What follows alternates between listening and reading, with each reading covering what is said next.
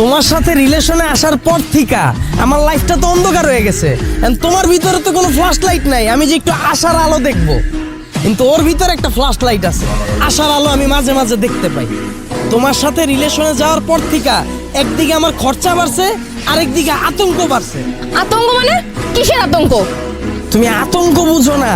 তোমার সাথে রিলেশন করার পর থেকে আমি তো প্রতি মুহূর্তে আতঙ্কে থাকি। এত কষ্ট কইরা এটারে পড়াইলাম, এত খরচা কইরা পাল্টাছি, কেডা না আবার ভাগ বসায় দেয়। তোমার ভিতর তো পাসওয়ার্ড সেট করার সিস্টেম নাই। আমার এই ফোনটার ভিতরে একটা ফেস ব্লক আছে, আমি যতক্ষণ পর্যন্ত ওর সামনে না আসুম ততক্ষণ পর্যন্ত ওর মনের দরজা খুলবো না। তোমারে দিয়ে তো আমি ভরসা পাইতাছি না, কার সামনে কখন আবার মনের দরজা খুলে বয়ে থাকবো আমি তো গ্যারান্টি পাই না রে ভাই। তুমিই কও কোনটা বেটার, তুমি নাকি ফোন?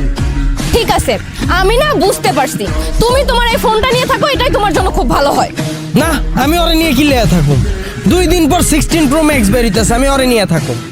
এই যে তুমি এই বিষয়টাই দেখো, আমি চাইলেই কিন্তু 2 দিন